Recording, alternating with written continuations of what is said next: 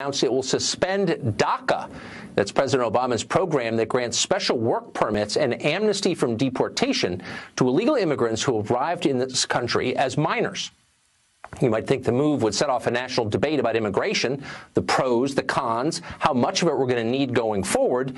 But no. Instead, the educated classes became completely hysterical, lecturing the rest of us about the racism of the middle of the country. Watch this. We can think about the policy issues, but there's this kind of cultural undertow that this is really red meat to his base, that it's really speaking to a kind of deep-seated cultural anxiety about the changing nature of the country. There are people who feel threatened by immigrants, and they're using this concept of unconstitutional as a shield. He might do away with DACA, which is another moral line that he would be crossing, which is something that would be enforcing, advancing a white supremacy agenda, and also against what majority of Americans want. Well, this isn't just demagoguery, though it is that. It's also nonsense. Whatever you think of the effects of DACA, no administration could continue it because it's illegal. U.S. immigration laws are pretty straightforward. If you're in the country illegally, you're supposed to leave. If you think that's mean or counterproductive or unfair, take it up with your legislators. Only Congress can change the law. The president is bound to faithfully enforce the laws of the United States. He or any president can simply invalidate those he doesn't like. Former Cabinet Secretary Gutierrez doesn't think this is a meaningful distinction, but if you want to live in a constitutional democracy where laws are more powerful than men, nothing is more important than that. But to our leaders, there is indeed something more important than that: political power. They've concluded that mass immigration means new and reliable voters, and that means more power for them. If they need to subvert the rule of law to get that power, they will, and they have. In states across the country, politicians now actively boast about ignoring the law. They unilaterally declare federal statutes invalid in their cities. They bar ICE agents from buildings. They give driver's licenses and in-state college tuition to people who are here illegally. They refuse to prosecute immigrants for crimes that have nothing to do with immigration, in effect giving preference to illegals over their own citizens. Congress is little better. They look away as the laws they pass are mocked and flouted. In 2012, Barack Obama decided to take this reasoning to its rational endpoint. He just openly ignored the law by creating DACA. That move was sold as a way to protect people who don't remember living in any country except this one. But like almost everything you hear from Washington, that was mostly propaganda. People who came here illegally at 15 were just as eligible for amnesty under DACA as those who'd arrived as infants. DACA beneficiaries were not supposed to receive benefits. Remember that? That turned out to be a lie, too. In New York, for instance, DACA recipients qualify for both Medicaid and cash assistance.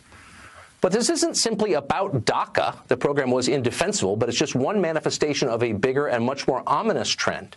The globalist elite has given up on concepts that have defined civilized states for more than 2 millennia: borders, citizenship, and the rule of written law itself, all abandoned in favor of a worldwide rule by unaccountable technocrats.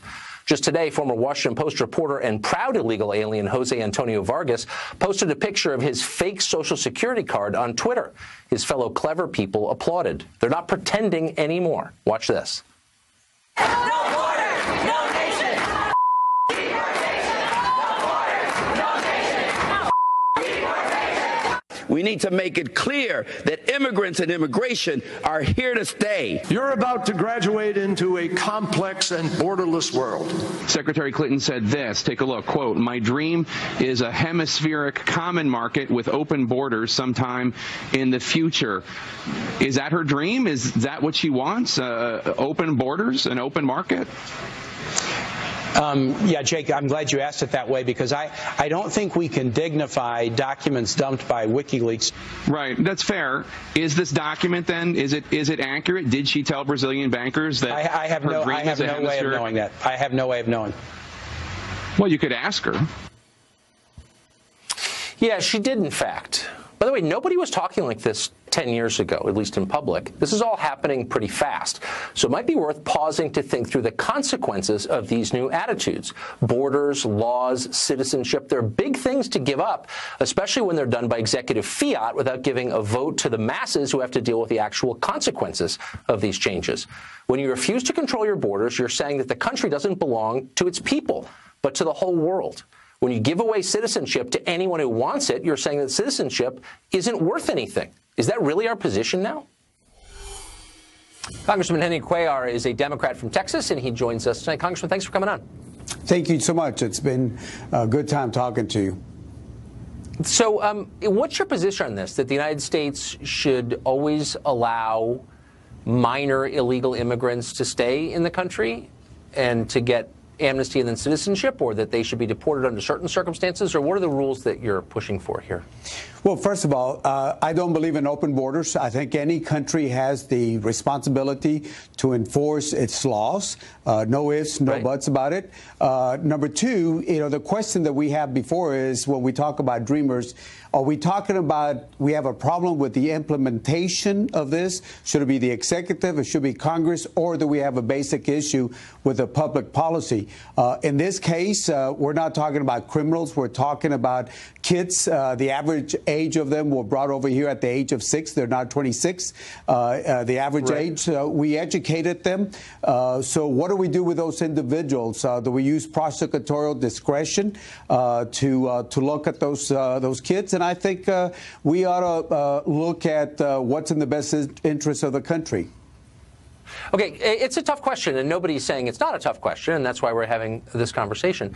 But by acting or by explaining your position, you're setting a rule that people can look back at and say, oh, there's the rule. So what is the rule? People are going to continue to come here underage, are going to be brought here by their parents for a long time to come. And what should we do with them? Should we always let them stay if they're under 16? I mean, what do you think we should do? Well, first of all, again, we start off with a basic premise. Every country has to enforce the laws at the border. That's it. Second of all, let's look at But we're not enforcing the law. Hold on. If we're going to enforce our laws, then we say, I'm sorry, you got to leave. Leave now. I mean, that would be enforcing our laws, but we're not doing that. Right. Then we look at the circumstances. Did we have an individual that violated the law? The parents did that. No ifs and no buts. They did that. But are we going to punish the kids because of the sins of the parents that they committed 20 years ago? We educated these kids. We spend millions of dollars educating these kids. I get it. And I'm not, by the way, I'm not minimizing what you're saying, because I think these are real problems, and they are. But I'm just wondering, like, going forward, this is going to happen a lot. Every year for decades, anybody who makes it across the border with children in tow, by the standards you're articulating, gets to stay. Is that what you're saying? And if that's not what you're saying, then under what circumstances are we willing to say leave? Well, we're talking about these kids have been here some of them for 20 years or longer. Now, when it comes into those newly recent individuals, I think we got ICE already working on that to make sure that we enforce the laws on those recent immigrants that have come in. But if somebody's been here 20 years or so, they got here, they've been educated. We spend money on getting them educated, going to college. Some of the military, members of our military, some of them are teachers. What are we supposed to do? Just go ahead and throw them out? Well, here's what we should do is be clear with the rest of the world what our rules are, because otherwise we're going to draw, and we've done this before. DACA did it in 2014. It drew a ton of families from Central America. GAO found that. What are we telling the rest of the world? That as long as you hide successfully from ICE for 20 years, you can stay? I mean, what's the time limit? How long do you need to evade the law before we give you citizenship? Like, what is the rule? I think it's fair to ask what the rule is. I still don't know. Yeah, exactly. And there's been this prosecutorial discretion that both Democratic and Republican administrations have used for many years. Now, let's go back to what happened 2 years ago, 3 years ago. We were enforcing the laws. In fact, I was one of the ones that thought that we ought to make sure that we apply the same rules to everybody like we apply it to the Canadians and the Mexicans. That is, they come in, we treat them a particular way. Everybody else gets treated very differently.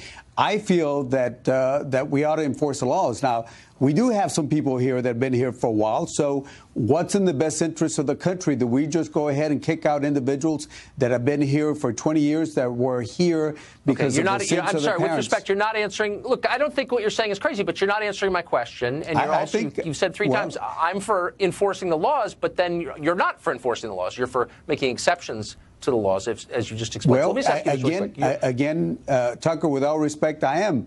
we start with the basic. We enforce the laws that we have. Do we look at circumstances? Do we look at prosecutorial enforcement, which is something that How many years do you have to stay here? How many years do you have to stay here before we don't kick you out? Again, this is something that I think Congress will have to debate, and this is why I feel that Congress should be debating this issue, and we are going to be debating this issue. Well, you're in Congress. What's your answer? What do you think the time limit should be? This is, again, something that we're going to be looking at, and I think we ought to be looking at this. I mean, the same thing is like, if I ask you... You don't have an opinion on it? If I ask you, Tucker, are you going to be, should you be responsible for the sins of your parents that they committed 20 years ago? This is something that we all need to have a healthy debate, and we are going to have this in Congress. Look, Congressman, let's not be demagogic about this. You're a lawmaker. You could set the standards for the rest of the country. Look, okay? I'm right. Giving so I'm just asking: at what point do we stop enforcing the law? Like, how long does the person have to evade getting caught before? But you're not going to answer the question. So let me ask you this: Listen, no. Let me finish. You made a comment. Okay. Let me finish. Nobody's trying to demagogue the issue. Nobody's trying to demagogue. I'm trying to give you the what we need to do. We start off with a basic premise. We're going to enforce the laws, correct? We agree on that. Now, that's not the premise you're starting with. That's not the premise you're starting with. That's a basic premise. I start off. That's not we what enforce the laws. Okay. We enforce the laws. Now, the question is, what do we do about these special circumstances?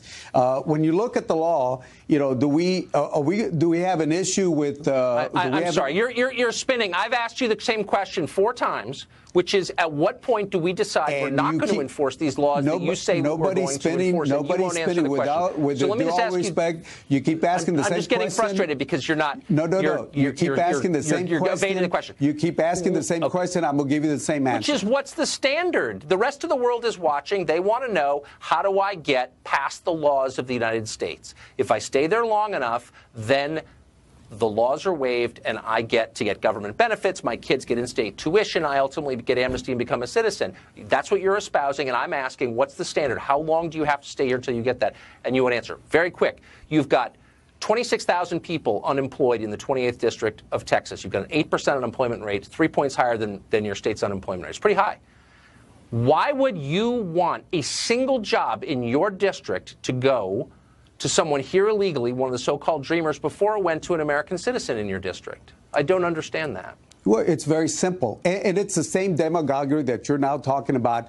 We give the jobs to the Americans, and any American that doesn't want the job, we're going to give it to somebody that wants to do the job. And remember, these people have been here for many years. A lot of them didn't even know that they were here. But you've got 8% unemployment. I mean, you think none of those people want the job? Is that what you're saying? Actually, it's a lot lower than that. It's actually a lot lower than that. It's a lot lower than that. I just read that about 4 minutes ago. Maybe the numbers are wrong. The question is, you're putting this in the black and white type of situation. Of course, we want to get we want to create jobs. But remember, these folks got extreme vetting. If you want to talk about extreme vetting, they get vetted. Hold on. Wait, so you're saying that none of the 28,000, 26,000 people in your district want a job that one of the dreamers has? They don't want those jobs. Is that what you're saying?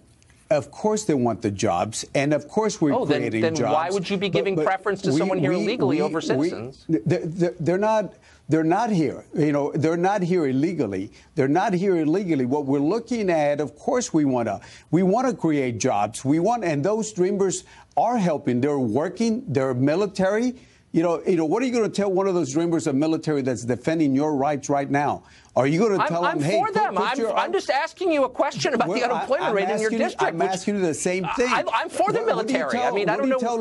What do you tell a dreamer, Tucker, with all due respect, that's defending your rights right now?